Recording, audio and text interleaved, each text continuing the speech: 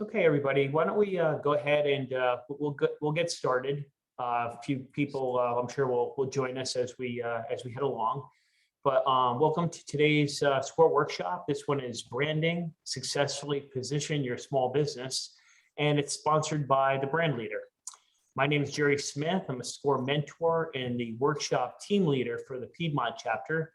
I'll be monitoring the chat and the Q&A windows throughout the webinar. If you guys have any questions, please feel free to ask them and we'll do our best to get them answered. For those that may not be familiar with SCORE, we're a nonprofit organization, a resource partner for the SBA, and we're actually 100% volunteer based. SCORE basically has two main areas of focus. What we're mostly known for is one-on-one mentoring, which is provided by experienced business owners and executives. And we also have educational workshops such as the one that you're watching today. And the bottom line message is SCORE is here to help local small business any way we can. And if you'd like more information, the best place to check us out is on our website. That's piedmont.score.org. And I'd like to introduce our presenter today, Kyle Duford. Kyle is or has 20 years experience working on brands like Doc Martin, Keen, Chrome Industries, and Nike. And his particular focus is on creative services, marketing, e-commerce, and strategy. Kyle is the agency director for the Brand Leader in Greenville, South Carolina. I'm really looking forward to hearing his insights on branding. And at this point, I will turn it over to Kyle. Thanks, Jerry. Appreciate that. And thanks everyone for watching. I know a lot of folks are in Greenville and we might know each other, we might not. You might know the Brand Leader, you might know me.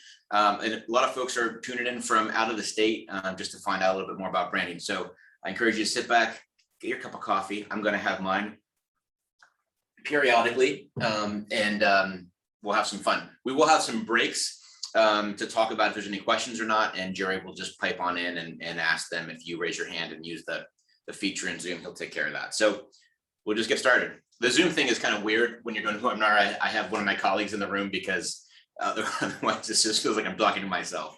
So maybe I am, we'll see. So today we're going to be talking about branding, like Jerry said, and maybe you were in last year's presentation. It's going to be very similar. The idea of how you position your business, your small business in the marketplace. A lot of folks are using SCORE, a great community service to help either launch their business or create some new ideas. And what we want to get at it today is just the opportunity for you to ask some questions and get some answers about what a brand is really. So we're going to start off by talking about that, because if we don't understand what a brand is to start, then your questions may or may not even make any sense. So obviously when you see brands like these behind me, you have a certain feeling, you know, when you see something like Visa or Coke, or if anyone even uses Yahoo anymore, and you have a feeling when you interact with these brands. So that's what we're going to talk about. And again, I would encourage you to ask some questions. One quick note, we decided to do it this way, so we're not sharing a screen, so I can actually have a little bit more interaction with you guys. However, some stuff might be a little bit hard to read. So we will be sharing this deck out to anyone who's in the group, and SCORE will be doing that for us. I'll try to get out today to them, and they'll get it shortly after to you. But first, I always like to start off a little bit about me, because you might not give a rip about who I am. And if you maybe understand a little bit who I am, and we'll actually come on to that a little bit later on, why that's important, because understanding who somebody is and isn't just a name or a look. It's a feeling you get with somebody. So I'm going to tell you a little bit about myself, just because I think it just helps things move along. That's me. My wife and I on the left. That's me thinking very pensively in my office. With a much better haircut than I have now, and my family here. We've got 6 children between us. We live here in Greenville, South Carolina, and where we love living here. It's a fantastic place and a great place to start any kind of business. Some interesting facts. I was going to do like the 3 truths and a lie, but again, because we can't have any interaction, if I can't hear you laugh or give any feedback, it just makes it seem really silly. So we'll just talk about some facts.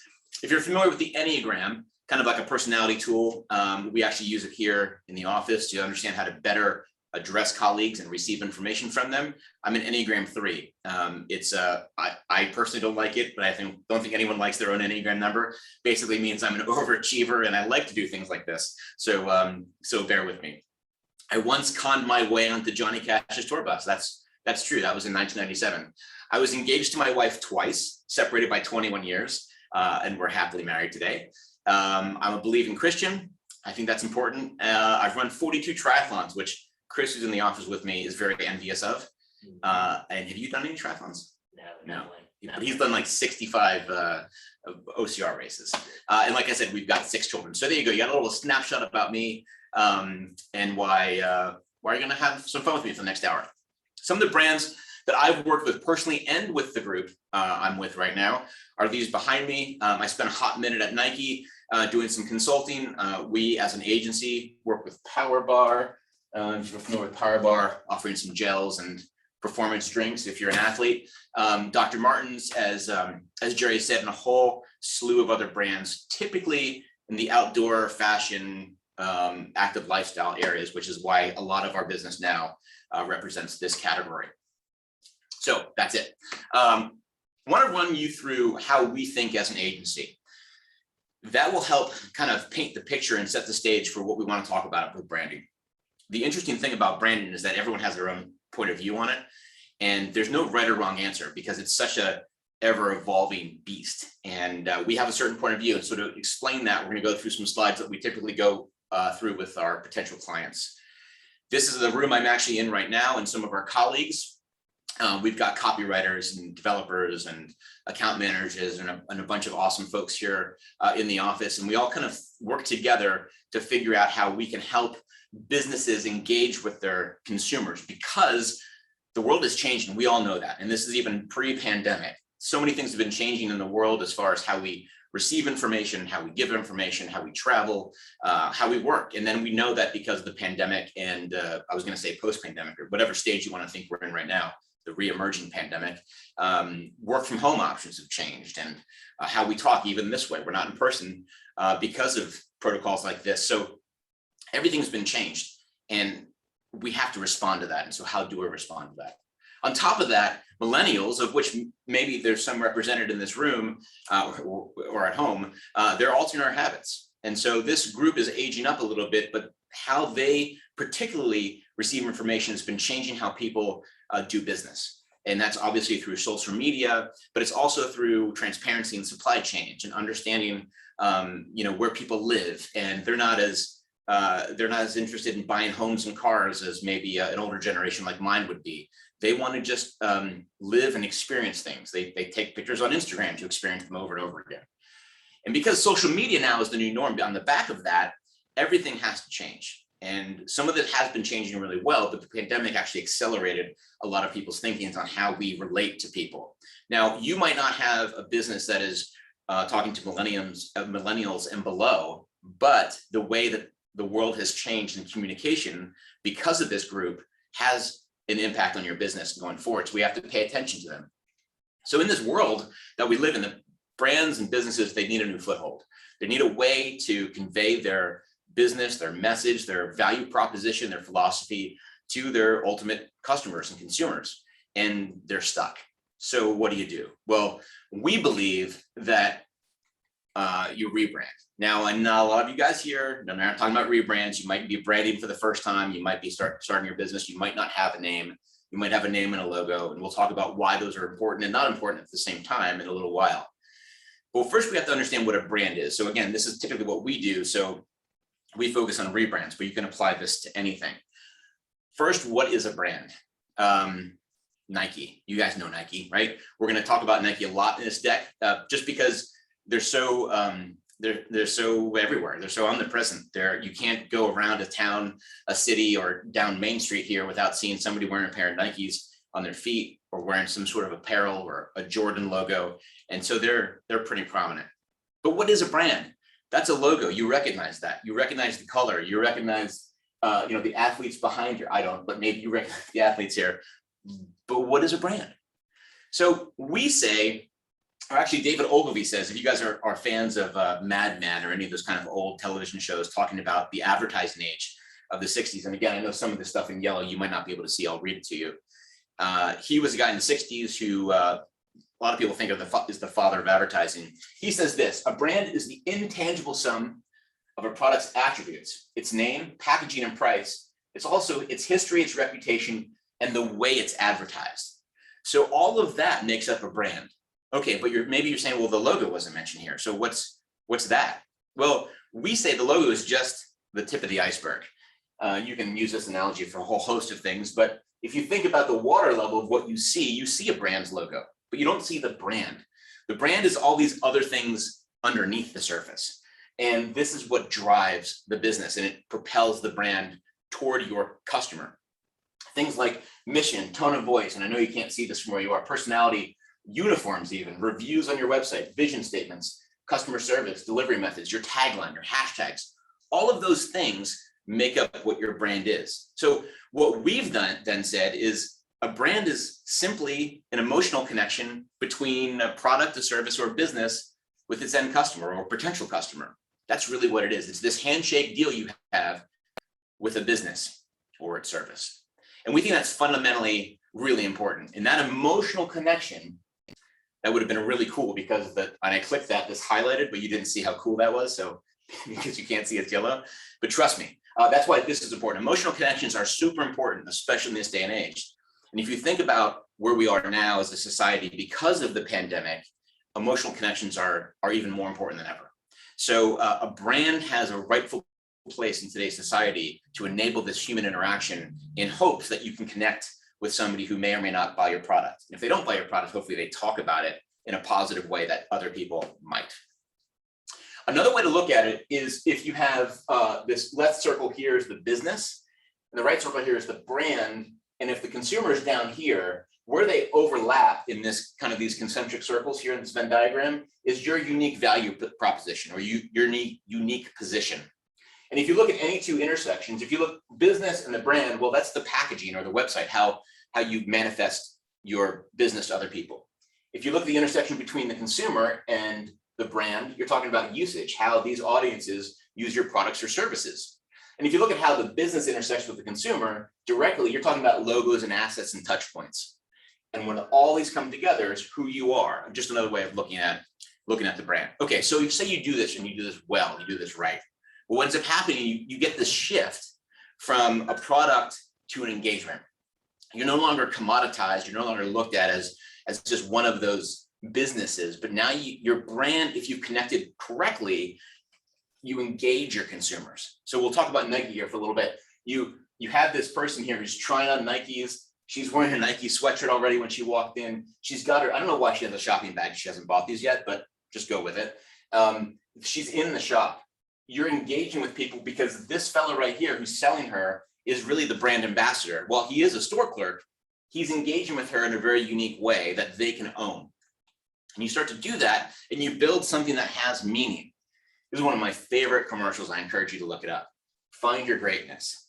And we'll talk about why this is important for Nike in a little while. But this is a kid who you wouldn't typically think would be out running, but he's finding his greatness through Nike and through believing he's an athlete. And he is. According to Nike, this kid is an athlete. Everyone's an athlete. And so showing this point of view gives meaning to the brand. And if you do that, then you start connecting even further with people because you're not just commoditized. Now you've connected with them on an emotional level, and then you imbue it with meaning, and you start getting a whole bunch of different folks connecting with your business. And that's super important. Once you do that, then you have a position. And again, using Nike, Colin Kaepernick here, once they've become such a juggernaut in the space, in your mind even, they have a right to say, this is our position. This is who we are. This is what we believe. And you trust them because you've built that confidence with that brand for so long. Ultimately, you can disrupt the industry that way. And they've done other tools like their sneaker finder here, which is a sneaker SNKRS. I think there's an S at the end. It's a mobile platform that enables you to buy a limited edition product really quickly. Because of all that stuff, it's given them the right to go through the brick wall first and to do some cool things like this, which ultimately disrupts the industry and turns people like, in this case, Adidas, Under Armour, and others kind of on their heels, which is pretty cool. Why is this important? Well, a recent study from McKinsey said that if you invest in branding, your average return is 245% higher to your stakeholder than if you don't invest in branding. Right there should be reason enough. Okay, so you're saying, well, listen, I'm on Main Street in Greenville, South Carolina. What does my brand have to do with stakeholders and going public? Well, nothing. However, the premise is exactly what this is here. If you invest in your brand, what it means, and you still make that connection smaller than Nike, obviously, but you make that connection, you'll get higher return from your stakeholders. Now, your stakeholders might not be your investors, but they might be your consumers. They might be your neighbors on Main Street. They might be the people who come into your store, your staff. And getting that meaning behind your brand and connecting that way will propel you forward. Okay, so again, did I answer the question, what's a brand? Maybe a little bit. It's so esoteric. But what goes into a brand? Now, this slide in particular, you might not be able to see it all, but we can try to get these big bullets here. Core purpose in the center, we call this our brand universe, your brand elements, your brand identity, and your brand touch points. So your core purpose, why are you in existence? Why did you start your business? Now, a lot of these things might be lofty. You know, you didn't start your business to change the world or to feed everybody or to give everyone a pair of shoes for one you sell. And I get that, but you still have a purpose why you started the business. And that could be a simple purpose, or it could be a lofty one, but you still have one. Built around that purpose are things like your vision, your mission, and your values. And we'll come on to some definitions here in a moment. Your archetype, one of the Jungian 12 archetypes, which we'll also look at today. Your brand essence, its attributes, and your voice and tone, how you speak to people and in what manner. This is all surrounding your purpose. If you don't know what your purpose is, you won't be able to understand how to speak to people, right? Then you can create your elements. This is things like your imagery, your typography, your colors, your taglines, your logo. And that is how you can start adding color, no pun intended, to who you are and your purpose. You can start getting this other layer closer to people. From there, that's all your kind of your identity starts moving to that area. Then you start moving into your touch points here, which are your business cards, your brochures, your website, your packaging, email signature, advertising, even down to the aprons of the way at Starbucks. You see something like that, green apron, Starbucks logo, you get where you are, automatically you start thinking caramel, vanilla, macchiato. And there's something that comes with that, but that doesn't make your brand. That's just a way that you can convey some of your brand elements to your people and your customer. And those are on the outskirts. So a lot of stuff goes into it. You have to start with your core purpose. And some of you might be asking yourself right now, what is my purpose? And if that's the case, I'd encourage you after we get done talking to stop for a second and pause and think about why you're doing this. How we start determining a brand, either rebranding somebody or creating a brand, we have basically a three-step approach. We've kind of simplified it a little bit for today. We start off with things that we talked about in that bottom ring: your brand essence, your archetype, your vision and mission, core values, your attributes, your philosophy, and your brand positioning. Your brand positioning is really just how you're setting yourself up apart from other competitors in the space. What makes you different than somebody else, and how are you going about telling people about that difference? And that's your positioning. From there, we move into colors, typography, name, and logo. Again, we just looked at that in the second ring that goes out there. And we don't come up with a name or a logo until we finish this exercise. A great way to illustrate that is, like I said, I have Chris here in the room with me, and you can't see Chris. And if I just say his name's Chris, unless you know him locally, you're going to go, okay, that means nothing. I don't know what he looks like. I don't know what he sounds like. I don't know who he is. I have no experience with him. So the word Chris isn't even really a name. It's just kind of a word. It doesn't mean anything. So naming something before it has meaning really does nothing for you. Okay, what if I told you what he looked like? What are you, 5'10", 5'9"? 5'9". He's 5'9". He's got a short buzz cut. He's ripped, but he's a little smaller than I am. And you know, he wears these kind of clothes. Okay, do you know anything about Chris yet? Not at all. But if I had told you what he looks like, talk about a logo, does that get you anywhere close to know if you like Chris or what he's about, or if he's kind or not? Not at all. But now if I invite you over to the office and you meet Chris, you guys have a cup of coffee, you learn he's a great father, he's a great husband, he works hard, he's on the leadership team, he's super kind, he's an Enneagram 2, so he's super humble, and he wants to care for people. Then you start having experiences with Chris, and then you start realizing what he is. And then when you say Chris or you see him, he has meaning. And you can convey that to other people to some extent until they have an experience with them. So this is why we don't do this until we do that. Sorry, could you say that again? I wasn't talking to you, Sue. I'm having trouble hearing you. She's having trouble hearing me. That wasn't planned, by the way. And third is then we go into the touch points, right? Website, social media, cards, storefronts, vehicles, and on and on and on. You can't do this without this, and you can't do this without this. I can take a break right there and see if there's any questions, Jerry, that anyone might have that first bit we talked about. No questions yet, Kyle. This is, yeah, I mean, just you're covering a lot of ground. This is fantastic. Yeah, I mean, just I guess let's keep rolling. I'll keep monitoring for questions, but nothing's come through so far. Awesome. Yeah. Sounds good. Well, we mentioned a minute ago, we mentioned some of the Jungian archetypes. So Carl Jung, a psychologist, psychiatrist, years and years ago, developed these 12 archetypes based on a legacy archetype, an explorer archetype, archetypes based in structure, and one that are based on connection. He said, not from a brand point of view, but every person is one of these archetypes. Not unlike the Enneagram, Chris, but just in a different way. And he said every person identifies really strongly with one of these. And I'll read them off to you real quick. In the legacy, it's outlaw, magician, and hero. And there's some examples of some brands around that. It looks like you might be able to see some of that. Sage brand, explorer, and innocent is in the exploration side. Structured brands or structured archetypes, caregiver, creator, and ruler. And in the connected archetype, you've got the everyman, the lover, and the jester, which I always think is funny that the lover and the jester and the everyman are together. But they're all, if you think about it, they're all based on connection. So people have associated brands with these, and in many cases, they make a lot of sense. Vans as the outlaw brand, or even Dr. Martens, for example. The magician brand, Tesla is often noted as the magician brand because, like, how do they do that? Nike as the hero brand is one that we'll talk about a little bit more today. Audi as the sage brand, North Face as the explorer, Dove soap as the innocent, and so on around here. You'll see this more when you get the deck. Each one of these has a very particular meaning behind them. And I know you can't see this, and we're not going to read this, but each archetype here on the left can be used in a certain industry, has a certain brand voice. It's driven by certain attributes. It rejects certain attributes.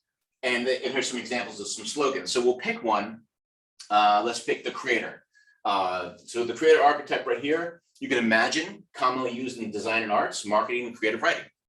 Their brand voice is very inspirational. They're slightly provocative, and they're super passionate. You can imagine artists or creatives that you might know personally, and they're very passionate and provocative and inspirational. They're driven by vision and imagination, creation and self-expression, makes sense. And they reject familiarity, stagnation, which also makes sense, right? They don't want to be like everybody else because they want to create something new. A great example of this is Think Different from Apple. Apple as a creator brand, constantly innovating, constantly trying to do new things, showing you how exciting these products are, and inspiring you, right? So that's a great example. So one of the things we look at first is brand archetype. Who are you? And what bent are you? I want to make a very clear point, which we don't do this often in meetings. Typically, we work with a lot of C-suite folks, not just one person, or founders of a company, not just one. But the archetype of your business does not necessarily need to be the archetype of the CEO or the founder. It can be completely different, and many times it should be different, right? So we look at this. We also look at vision and mission, and this is where it gets really confusing for people, because some people say, oh, I've got a vision statement, and they repeat a mission statement. Some people say they have a mission statement, and they actually have a purpose or a vision statement. Purpose and vision for us are kind of one and the same. Do you need both? You don't need anything, but we think it's better to articulate who you are if you have a purpose, kind of why you're doing something, with a mission, which is how you're going to accomplish your vision. So a great example of what the differences are is, before you're determining your vision statement, you need to understand what it's not. It should not be confused with a mission statement, like we just said. So a vision statement is future-based typically. It's meant to inspire and give direction to your employees in the company rather than the customers. This is why they get up and get dressed to come to work. This is why people want to work for you. This is why you might get up and get dressed for work. This is why you mortgaged your house a second time to pay for your business. This is why you might have quit your job and done whatever. This is what drives you. And eventually, if you have a lot of customers, it should be what drives them. It's okay that the vision statement is forward thinking. It's where you want to be. It's aspirational. You want to get there. Whereas a mission statement, I'll read this for you. The mission statement is based on the present and designed to convey why the business exists to both the members of the company and the external community. And this, again, this is the how. How are you going to do some things? So this is very important. Mission statements can change. You can change based on, you go into a new country, or you offer a new product line or a new service, and you can change your mission. Typically, we don't change the vision statements all that much. Then we start looking at keywords. Keyword analysis is really important. And this is an example of children's bike brands, typically carriers and seats. So you might recognize some of these like Burley or Thule if you have children. And these are a whole bunch of different bike brands in Europe and in the US. And these are their words that mean something to that brand. If you look at this, and again, you can see this in the deck afterwards, there's not a lot of crossover here. Each one has keywords about the business that makes them unique. And so these are their core words. I'll pick Burley because I think that might be an example if you have children that you might be familiar with. Adventurous, discovery, durability, energy, utilitarian, tough, bold, off-road, and exciting. All words that describe who they are. And what you'll see is a row here at the bottom where we've put the archetype of these brands. You can probably imagine that's the Explorer archetype, right? And if you look at Burley, if you look at their website, their photography, how they portray the brand, you can see it's very explorational. And you can see adventurous is one of their keywords. Exciting, even off-road is one of their keywords. They're the Explorer archetype. Now, if you look at this particular example, and I know you might not be interested in bikes, you might not have children, but the example still holds. Each one of these is different enough. There might be some red thread here, typically with safety, I think is the one without reading this. But Thule is the ruler archetype. The everyman is cruiser. Hamex is the caregiver. We talked about Burley as the explorer. Urban Icky is the creator. And Bobek is also the everyman, like cruiser is, but in a different country. So when we worked with this particular brand who was coming up with a new brand in this particular sector, there's a gaping hole here. That gaping hole was the hero archetype. Now, I believe every sector should have a hero, a very aspirational, very outwardly slaying the dragons kind of brand. And we're going to talk about one right now, which we've already talked about, and that is Nike. Nike's brand essence, which is typically a 2 or 3 word phrase, which encapsulates everything. You could boil down your brand or business into 2 or 3 words. What is it? For Nike, it's innovation and inspiration. Very, very important. Their vision statement is to move the world forward through the power of sport, breaking barriers and building community to change the game for all. I love that. It's almost unachievable, right? Because you want to move the world. How do you quantify that? You can't. It's a future thinking. We're going to go do this. Here's why we started. We want to move the world through the power of sport. In some ways, it's kind of beautiful. Some ways you might think that's kind of hokey. Either way, it works. Their mission statement then becomes bring inspiration and innovation. Remember, that was the essence. Inspiration and innovation. Actually, they flipped it. To every athlete in the world. And I love this bit. They asterisk athlete. And underneath of it says, if you have a body, you're an athlete. So they basically told you their whole philosophy in these 3 sentences here. Their essence, vision, and mission. Everybody's an athlete. If you're human and you have a body, we want to change the world through sport, and we're going to do it through innovation and inspiration. Everything else comes from that. Their brand keywords: inspirational, driven, bold. Their personality: athletic, authentic, and performance. Remember the kid running from that video screen grab? And we're like, well, he doesn't look like an athlete as a kid. Well, it's authentic. It fits the mission statement of if you have a body, you're an athlete. It's about performance. And you can check yourself against if your messaging or if your advertisements, in that case of commercial, or your campaigns actually fit with your brand by asking yourself, does it fit this personality? Is it part of my keywords? Can I describe that thing using these words? Does it fit my mission and vision? Their attributes, I'm not going to read all of these, but basically groundbreaking, innovation, kind of pulling apart this a little bit. And their voice and tone is very particular. Their voice is urgent, motivational, encouraging, and their tone is always positive and inspiring, very coach-like. I'll stop here for a second. Voice and tone, you might have heard this. People a lot of times say tone of voice, and there's voice and tone. There is a tone of voice, which is your tone, and there's a voice, which is your voice. I'll explain this quickly. Some of you might have children. Those of you who liked the slide before probably do. I talk to my children, of all 6 of them, in different ways. The 7-year-old I speak to in a different way than I speak to the 20-year-olds. I speak to Chris in the office a little bit differently as well, as my wife or my boss or you guys. I speak to people differently through my tonality, but my voice is the same. This is me. I told you who I was, what I believe in. Here's who I am. That doesn't change. I believe what I believe, I am who I am, that's consistent. But when you speak to people based on time, location, demographic, whatever, how you speak to them might change a little bit. And that's your voice, how you speak to them. So it's a great way of understanding, like, am I diverging from who I am if I talk this way? Well, not necessarily, but can you talk to them, in Nike's case, positively and inspiring and coach-like, while still having a particular voice for those groups? And if we were actually to blow this out for any one of you or for Nike, we'd have voice for different personas, people who you sell to, and so forth. But in general, this is a great way of boiling it down. After all this, and this could take a long time, this is kind of that, when we talked about, do you know Chris? Well, you're not going to know Chris until you experience him. This is kind of all that exploration of experience, if you will. We find all this stuff out about your brand before we even come on to things like logos and things like imagery.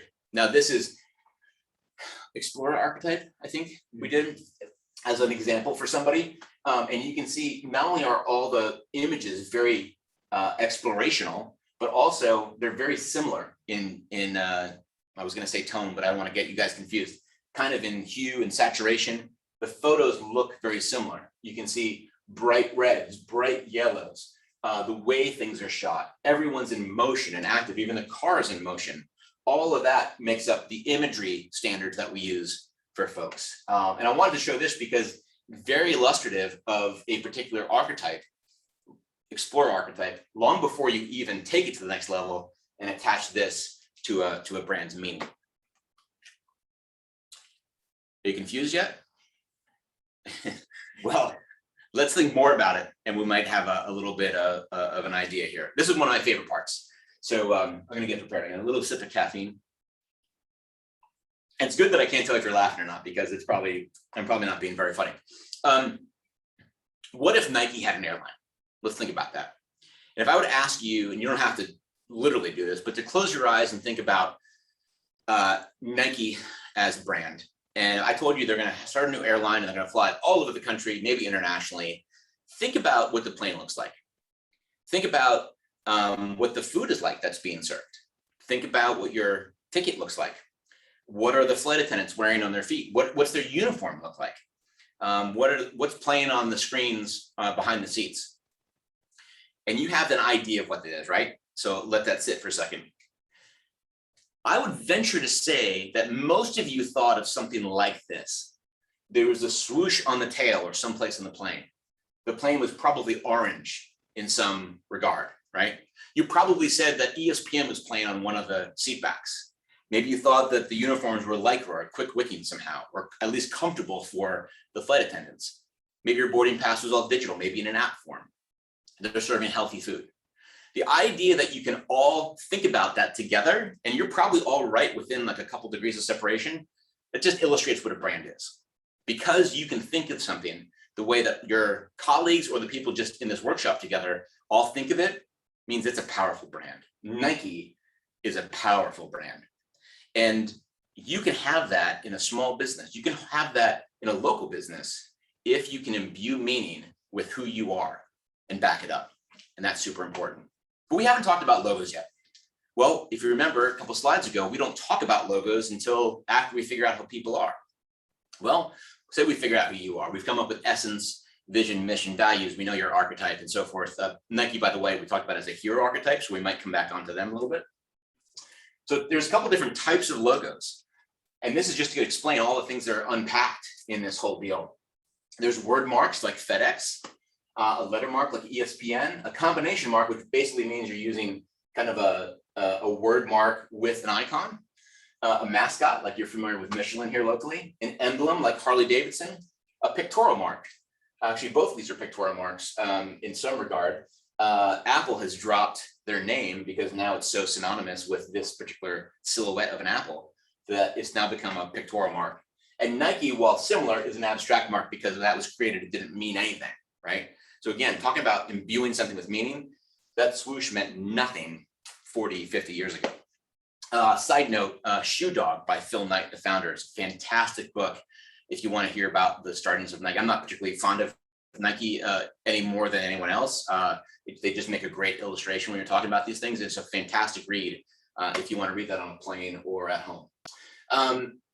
or anywhere for that matter. Why does it have to be a plane or a home? There's also a couple of different types of names when you finally come up with the names. There's descriptive names. This was from a European slide, so some of these are European brands, but descriptive names like EasyJet, European airline that you'd be familiar with if you were over there. North Face, which is very evocative and metaphoric. The North Face as a climbing company or an apparel company now, the North Face of any mountain is typically the most dangerous because it gets the least amount of sun, at least in the Northern Hemisphere.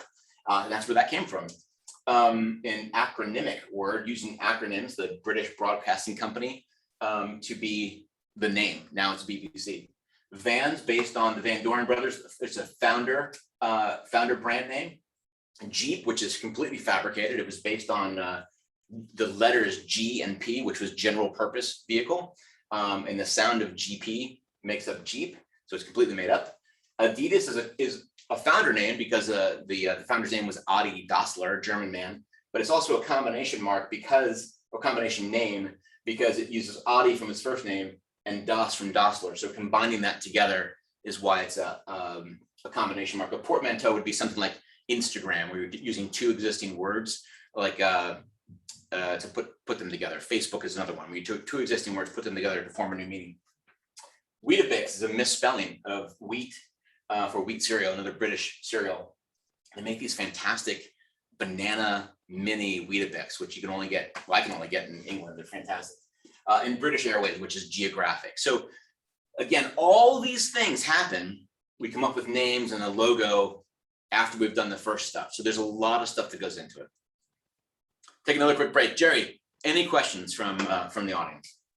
No, I think everybody's just fully engaged here, Kyle. You're covering a lot of material. I just keep on saying it's fantastic. I put a couple of notes for some of the things that you've mentioned along the way, some websites for the Enneagram and such that they can check out. But no, I mean, this is great. And yeah, comment from Danielle right now, just great job. So thanks, Danielle. Let's keep on going. When you said there's no one out there that everyone's engaged, I'm like, well, they're either really engaged where they've got some soap. Oh, they're there. I see them in the participants window. Right, good. There's not a lot coming through in the comments. Everyone's watching The Bachelor in Paradise from DVR last night. Yep. And then Kristen has wonderful information. Thank you so much. Engaged, yes. So thanks, Kristen. Everybody's loving it. Yep. Awesome. Appreciate that. Okay, so let's move on. So this is where the rubber hits the road for you guys. Okay, so I'm going to slow down a little bit because I want this to be really information that sinks in for you guys. And there's a lot of content which I know you can't read, so we'll go through this a little bit more slowly. We've done all this. How do you build an emotional connection? Why is that important? There's a great article on our blog. I think we have a podcast on it as well on building emotional connections. And there's a couple of examples there as well. I think you should just search emotional from our blogs page. You'll find it. Great connection, great understanding of brands like Glossier, and who else are we talking about? Patagonia, I think. Yep. Brands, Tom's, Tom's 1 for 1 idea. We joked about earlier. If you buy a pair of shoes, give a pair of shoes. That came from Tom's. Blake, the founder, his name's not Tom actually, and you can read all about that in our naming guide, which is free to download. Okay, emotional connections. You want to establish an emotional connection with prospects and your customers. We know that, right? Because connecting with your prospects on a human level before going in for the hard sell builds trust, and it helps your prospect have a more positive experience with your company's brand. For example, at the beginning of a sales process, you should take ample time to learn about your prospects and what problem they're looking to solve by using your product or service, I should say. So this is, again, some of you guys might be going, hey, I'm not a salesman, I'm doing this or that. And it's kind of, it's agnostic to what your role is, even though it says salespeople. The idea is, think about a relationship. Think about how you want to be treated by somebody else. When you go into a relationship with somebody, if you just start talking, my eldest daughter, she'd kill me if she was watching this, but my eldest daughter met her boyfriend on, it wasn't Tinder, but it was one of those things like Bumble or something. And great guy. So it's all worked out well. But if you just base people on what your profile says, if my understanding of how these things work, you're not allowing somebody to tell you about them. If you're just going out there and looking, one, you don't know who they are. We've talked about that already if you just see a picture. But also, if you just talk about yourself, you can't build trust. You can't build a connection. And this is kind of someone like that. I mean, I've never in a brand conversation, Chris, talked about Tinder and Bumble with a brand. Write that down. We should do that. Um, I just totally lost my train of thought. Kristen might be rethinking if this was actually a good presentation or not. Okay, so emotional connections, and it's really just about understanding where they are before you can appropriate yourself to them. Your business, product, or service might not even have anything to do with them, and that's okay. And here's why. Because if you take the time to understand who they are, and then you explain that your product might not be right for them, think about what that does. Do they thank you for that? I would bet my life they would, because most people don't do that. Most people would say, they try to wiggle them in somehow and pitch them with get the sell. I'm a firm believer that if you tell people, and this is why we turn people down a lot over here, we might not be the right person for you. We might not be like have the right service or have the right product for you. So what you should do is go down the road and talk to Joe, or go down to that agency and talk to them because they're great. And they hang their hat on videos, which we don't do a lot. Things like that. That person remembers that.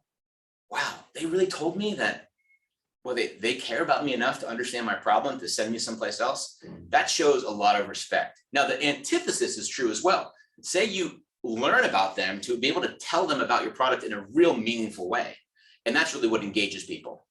If you think back to the Colin Kaepernick thing, they couldn't have that communication without years of building that trust with people by doing things in the community, I mean, they were one of the first ones post Me Too movement to like really ask like 13 people in their digital staff just to say, hey, we're going to really do this differently. Now they've been laggards a little bit on women's equality and on teams and so forth, but they're getting there. But a lot of things they've done in their history has paved the way to allow them, give them permission to speak to you in other ways, like things like Colin Kaepernick or telling you that everyone's an athlete. So understand who they are. It's so highly important.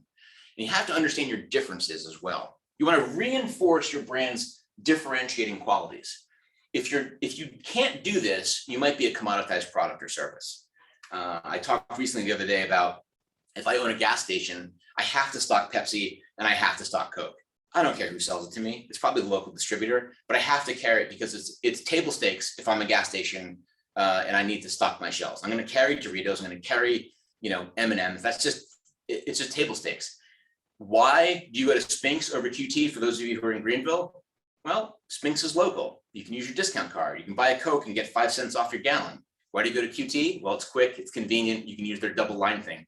There's some of the outside of Greenville might have any idea what QT is. My sister had no idea and she loves it now. She's from Philadelphia.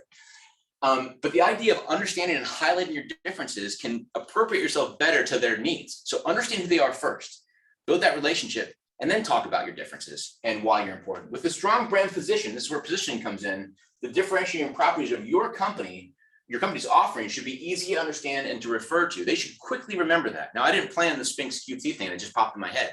But I know because of my experience on how those businesses are different and how they should be. Make sure your prospects understand what makes your brand unique and throughout the whole sales process. You might say, oh gosh, but I actually do have a commoditized product or service, and I just want to be better than everybody else. I want to do it faster, but I sell vacuum cleaners, and it's the same vacuum cleaners that somebody else sells. But how are you going to do that differently? You can still do that differently. You can answer your phone calls different. You could reach out to people differently. You can deliver them more speedily. You can send everyone a cake afterwards. I don't know. You can do things that set you apart, even if you have a product which you might not think is different from other people, and that's okay. Do things differently, people will understand you. Create value. By doing all this, you start intrinsically adding value to this customer relationship, even if they haven't purchased from you, because they start understanding who you are. So give your customers something in which they value, right? Like the speedy service or the cake analogy. As a sales rep for your brand, I know you might not be a sales rep, but you are. Brad Fayfield, the owner of Free Skier magazine, once told me a long time ago, 20 years ago, when I was in the magazine world, he said, nobody will ever sell your product better than you. And I'm like, well, even if I hire a sales guy?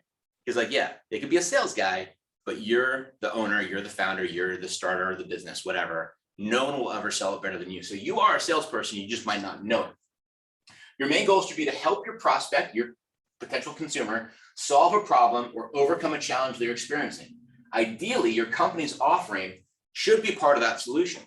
Throughout the sales process, you should always be looking to problem solve on behalf of your prospect. If you do this well, again, you're just building trust. Understand their need, meet the need, understand their goal, help them achieve it. keep doing that, and starts building more and more equity with that person and ultimately with the brand. This is not unlike getting to know Chris, having him come to your office, having coffee with him, understanding how he parents, understanding what he does, his background. He went to Liberty University. He's been drawing for 30 years, all these things. Then you start understanding, oh, if I need something, or if I want to get some advice, I'm going to go to him because he's the expert, or he called me back, or he paid for my coffee. And all those little things add up to those touch points, which help build your brand equity. Embody the brand. Not unlike being the ambassador for them or being the head salesperson, you want to be the best ambassador you can ever buy. Like Brad said to me, he doesn't care how much money I spent on a salesperson. No one's ever going to be better at it than you. When working in a customer-facing role, you are the company's most valuable ambassador. We can change this to most valuable asset, because I think that would really be important here. As you work with prospects, ensure they receive an experience that embodies the core values of your company and aligns with the company's brand. Very, very important. For example, if your company takes a light, fun approach to branding, you should incorporate this language into your sales conversations as well. Being consistent. Having an overly serious or stiff tone would not be authentic to your company's brand if your company is very fun and flamboyant, right? Perfect example is I say, we have 9 or 10 different tenets that internally we are core values. And they're based on, a lot of them are based on Christian principles, but a lot of them are just kind of being nice. Things like being authentic and honest and humble and putting others first. Now, if we don't do that everywhere we are, not just in the business, then it's inauthentic for us. I'm not getting paid for this. I'm doing this because I want you guys to learn something, and hopefully you do. That's paying something for it. It's part of our tenets. That's part of who we are. We want to do things for people in an authentic, meaningful way. Now, if all of a sudden I said to Jerry when he called us up and said, nah, I don't want to help people out. We want to put them out of business, or I don't have time for you. I don't even answer the phone. If he knows me, and he knows me a little bit now after doing this for a couple of years with either Jeff or myself, he's gonna like, what the heck, man? Like, what changed? You guys used to be about this, now you're not doing that. It's incongruent. So you always want to exemplify your brand to your customer and to who you meet. If you don't do that, it all just falls apart. Okay, so how do you do it? Again, you'll see this, so I'll read a little bit of it for you, but you want to determine your current brand position. Where are you today? For some of you who are thinking about launching a brand or a business, that's still viable. Where are you today? What have you done? Who's your target customer? I'll just read some of these. Where are they located? How old are they? What's their gender? What's the determining factor? I guess you can't say what their gender are anymore. How do they self-identify, right? How do they identify themselves in public? What would you say about your brand to them? All those things, that's your current position. What do people know about you today? That might be nothing, and that's okay, but I'll kind of like take a gut check on that. Determine your competition. Know who it is. If not, ask your customers. Ask them. Ask your potential customers. Ask your investors. Ask people who might know the space. Who are they? Listen on social media.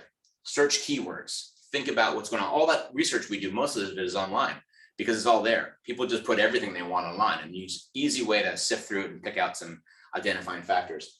If a brand or a business doesn't put their prices online, maybe consider doing so. If they don't have a great return policy, maybe have a great return policy. If they do that really well, what can you do that could be even better, or just maybe that's the bar you need to meet?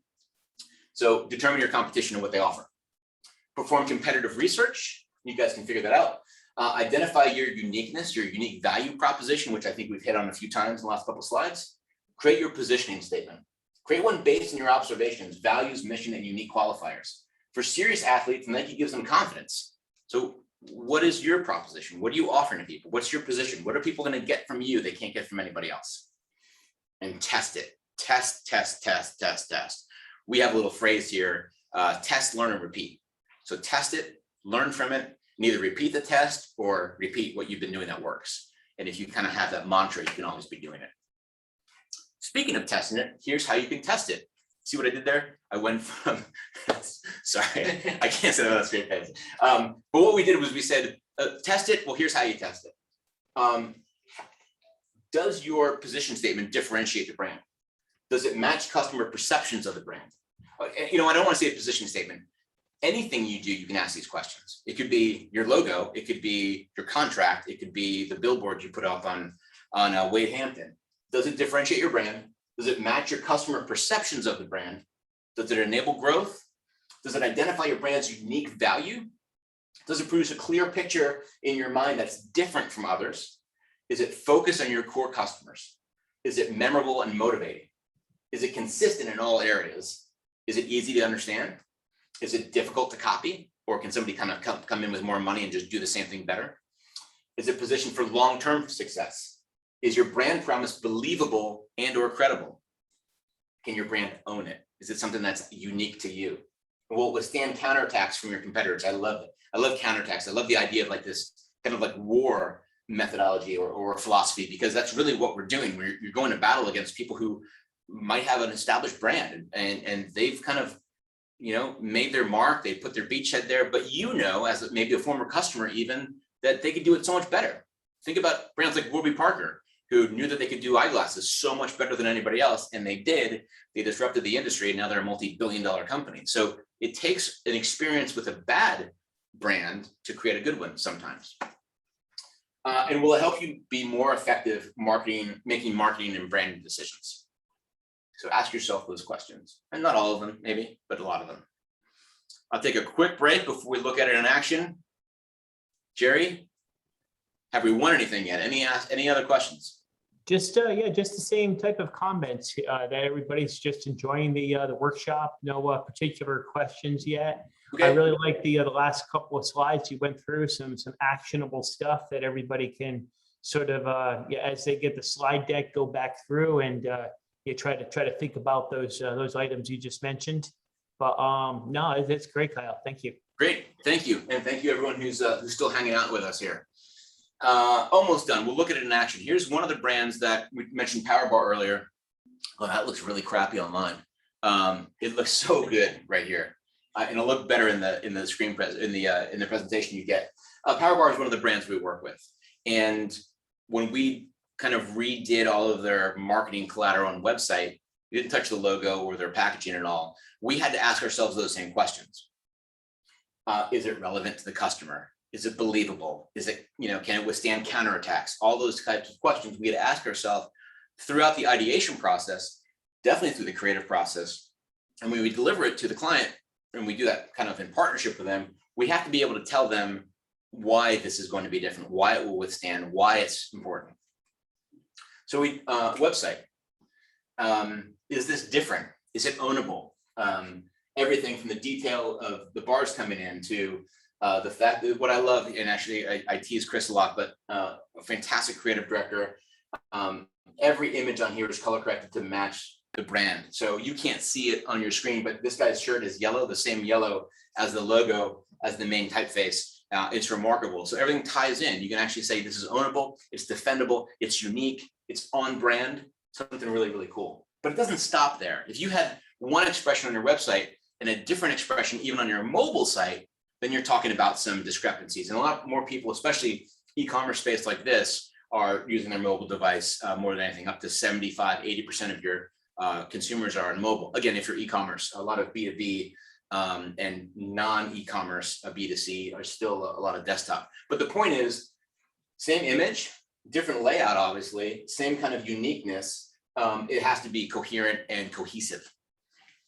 We didn't see it on the first one, but the second slider, if you slid it, would be this rock climber here. Same idea, colored shirt, nutrition information. Actually, this might be a different page, Chris, I'm not sure, but the idea is the same. Their athlete page, same idea, pants colored yellow. Anyway, you get the idea.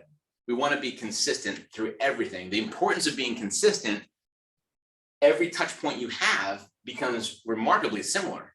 And you say, why is that important? Well, I'm sure some of you guys are Starbucks fans. We mentioned the apron earlier. If you go to a Starbucks in Greenville, and then you go to a Starbucks in New York City, or one in Turkey, or in, I don't know, San Francisco, or Canada, or Qatar, you're going to have a very, very similar experience. Why? Their brand is, conveyed across all channels the same way. They have ownable things like Venti is an ownable trademark from them. You're going to see that siren logo on their cups. The cups are the same everywhere. The apron's going to look the same. They're going to misspell your name differently, but they're still going to misspell it. All those things make up the brand. And so I say those things, you're probably already picturing the Starbucks you go to, or maybe another coffee shop, and you're like, oh yeah, or what about this? Or what about, oh, the greeting is the same, or, whatever it might be, that consistency just supports the brand even more.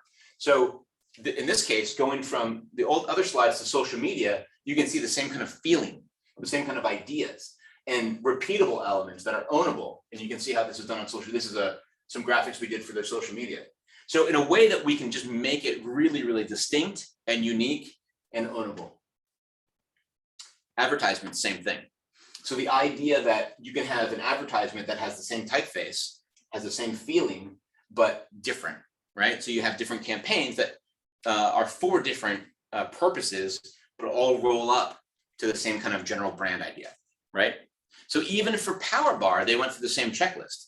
They said, does it differentiate us? Does it match our customer perception? Now I'll skip a few here. Is it focused on our core customers? Is it easy to understand? Is it difficult to copy? Well, actually, that's a great one. These are their athletes. They own his Power Bar logo from whenever this was. This was in the 90s, right? That no one can copy that. That's their athlete, right? They're the original. They've been around since 1986. Not Cliff Bar, not RX Bar.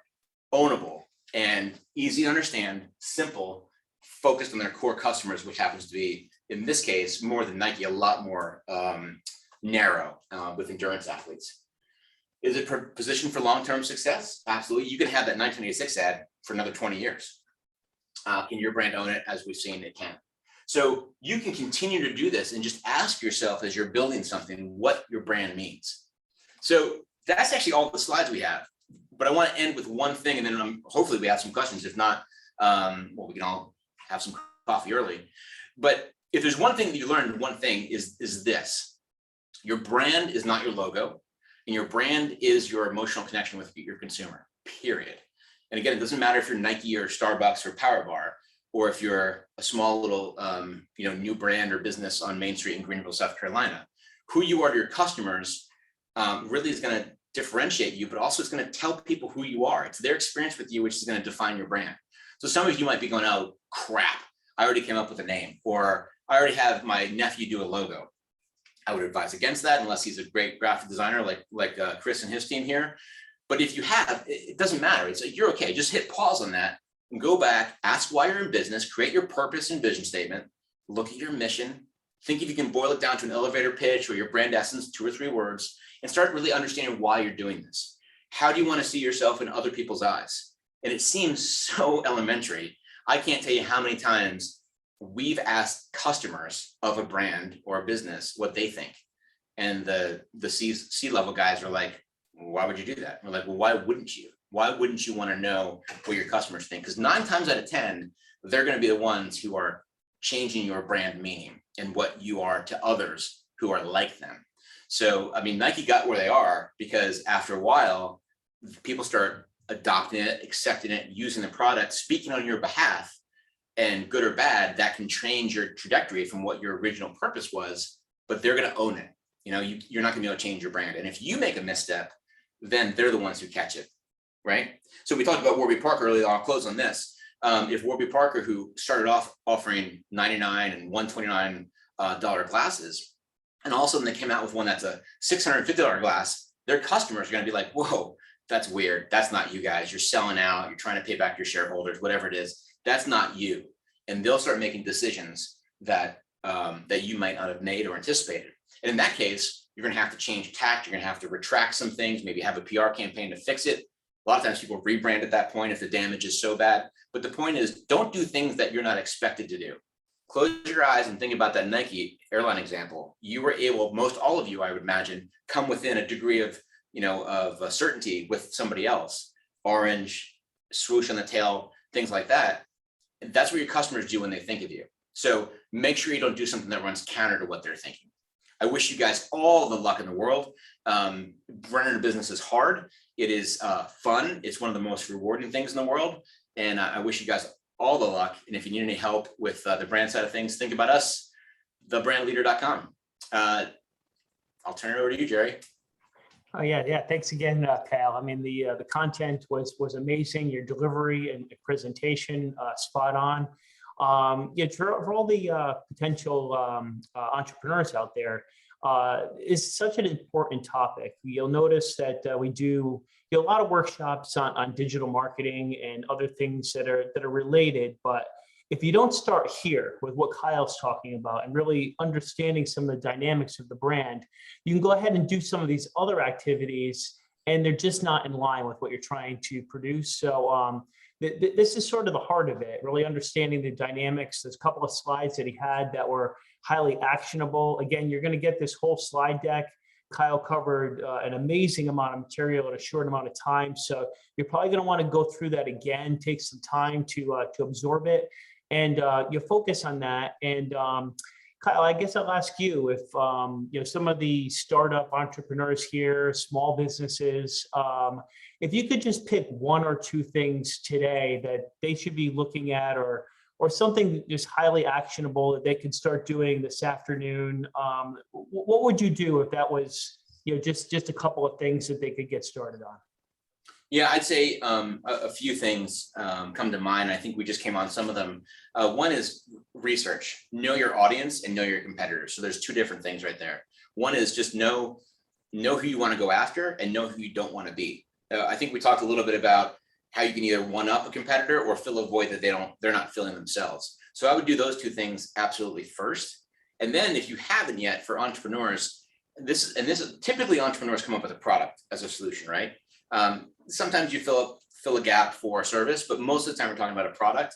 Guys, you don't need half this stuff to start. I've always said to people, as much as we make money on people coming to us and wanting some advice and doing a brand, do you have a business plan? I'm sure, Jerry, you guys have tools for that, or workshops on how to create one. Do you have a business plan? Do you have a plan for doing things going forward? Look at that stuff first. I had somebody come to me a couple of years ago, a family member, and said, hey, I'm starting this business. I need you to do a logo for me. And first of all, I should be the one doing a logo because it would look like a pencil drawing. But more importantly, I said, well, where's your business plan? What's your, what are your projections? What void are you filling? What is your product going to be? Oh, I'll figure that out later. Well, you're never going to succeed if you think that the aesthetics come first. So I would say, think about what you're doing as this third step today or the next couple of days. Think about that purpose and why you're really doing what you're doing. And that could be easy, right? It could be, I'm doing this because I don't want to work anymore for other people and I want to stay home with my family. And okay, that's great. That's your personal motivation, but that's not your purpose for your brand. Why is your brand or business in existence? So I would spend a lot of time there. And for those of you who have done a lot of this work up front, and I know a lot of people have, even if you've watched Shark Tank a lot and you know that you're not a going concern unless you actually have a product and not just a hobby. If you've done a lot of this work, then ask yourself those questions at the end. Am I resonating with people? Could I be doing better? Is this landing with them? Should I look at something else because it's running counter to what my competitors are doing? So I'd look at things like that. We spend, what would you say, Chris, the bulk of our time doing research before we actually put pencil to paper. Whether that's naming or brand stuff, we look at everyone we can and we talk to as many people as we can. We just want to make sure that this is even viable. So I would do that. Yeah, what you just mentioned, Kyle, you mentioned purpose a few times, and it just kept on reminding me of the fairly popular video that's out there, the TED Talk from Simon Sinek, the Starts With Why, if you've probably seen it. So it's something that people can start to take a look at, and a charismatic presentation on thinking about that purpose sort of thing. I got a couple of questions. Sure. Somebody asking on a survey type question, what platform would you recommend to reach out to customers to sort of get their that type of feedback that you're talking about? Oh, it's a great question.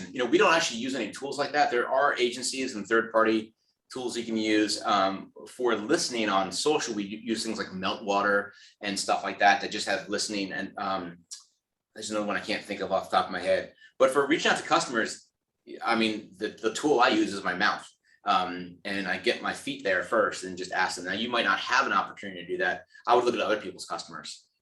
There's no shame in parking yourself outside of another business, just asking people when they come out why they shopped or didn't shop, or why they bought, or why they choose that store. There's no law against it. And you can find a lot of intel that way. But it's literally just asking the people that you know. So if you're a new business, you don't have those people, I'd look to some competitors. You can always look at friends and family, of course. They might not give you always the most unbiased advice. But yeah, we literally, and this is true, we literally just go to the people. We don't use any tools. Love it. That's the biggest message I think we can convey. It's the over reliance on everything digital right now. It's highly effective in certain areas, and they're amazing tools, whether you're trying to do things through any of those platforms on Facebook, Instagram, or so forth. But there's certain things that are just mostly effective with a real conversation. And it's something we try to work with our clients a lot, and startup entrepreneurs, is that even if you have a more of an introverted personality, it's still important to try to get out there, talk to your customers, whether on the phone or face-to-face, to try to get that live feedback. It's pretty critical.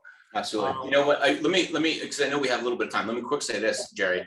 When I was the head of Dr. Martin's, and I was there for 3 years or so as the global senior vice president of digital, I always, as a prereq for any e-commerce business I ever ran, was I wanted the customer service team to report to the e-commerce team. And the reason was because we wanted to make sure that I had an understanding of the most direct contact they had with us, apart from the website, was phone calls or emails, whatever, shipping, returns, and so forth. And I remember one day I was walking by, and I heard someone on the phone, and they just said, "Oh yeah, we sell that. Okay, bye." Click. And I was like, "Hey, who was that?" They said, "Oh, it was a customer. Asked me if we sold something," and I said we did. I'm like, and I said, "Oh, that's it." I said, "Well, did you tell them that you could place the order for them right away, or that because they called, we might offer a 10% discount, or ask them where they're from and say, and connect with them somehow, and then, tell them that you might be wearing a pair this way, or this is what the leather feels like?" And he's like, "No." And what I realized was that a lot of times our staff doesn't even know that they can engage with customers that way. And so if you do have staff, encourage them not only, and I use that as a reverse analogy, talk to the people, because they're looking for answers, but they also have the answers. And so I would go to them and just talk to, if you have a customer service team, if you have one person answering phones or the emails that come in, answer them quickly, ask them questions, see if they'll talk to you somehow.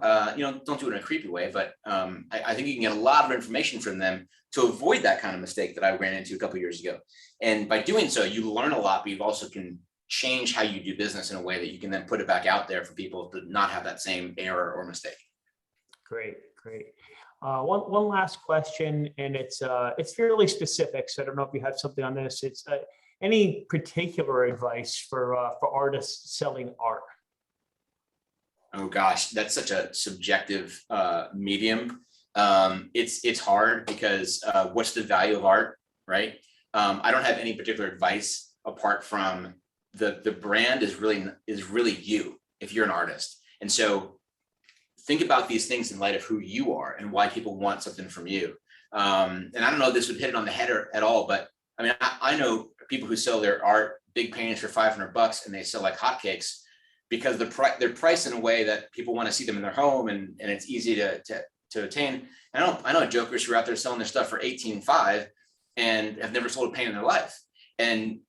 But they think their value is that high, but they have no reason, because their personal brand doesn't necessitate that a return of somebody else's investment. So I would think really long and hard. And Chris, I don't know if you have any thoughts on this one, but if you're selling your own art, like I would look at you as you're the brand, right? So unless you're selling another pseudonym or something, would you add anything to that? No, I'd agree with that. And honestly, my brother was an artist and sold his art, and it was that very thing. He went in there and he priced it very high. He felt like he was, he put a lot of time and work into it and a lot of effort into it, and his stuff looked great. But he went out there and went to a demographic that, couldn't necessarily afford that or don't want that specific style, and he put the $20,000 price tag out there. And these people want a specific style or a specific price point, and he just didn't hit that. He just wasn't going to the right people. Yeah. And really for him as well, another thing was just getting his name out there, just doing things, for people or things that he liked to draw. Like he loved drawing pets and things like that. Just going to people and even doing things gratis for him, doing things for free, get your name out there, show the work out there, get it displayed places. Yeah. You know, he really didn't, he was very introverted like myself, and just didn't take that action step. And because of that, nobody knew about him. And when they did, the first time they heard about him, they were like $20,000 Right. remaining from who? Right. No, Yeah, it's- you're not really somebody who's somebody seeking out. I would say, and I think you just hit on it, know your demographic, right? So we talked about it earlier, know who you're selling to and what they're looking for.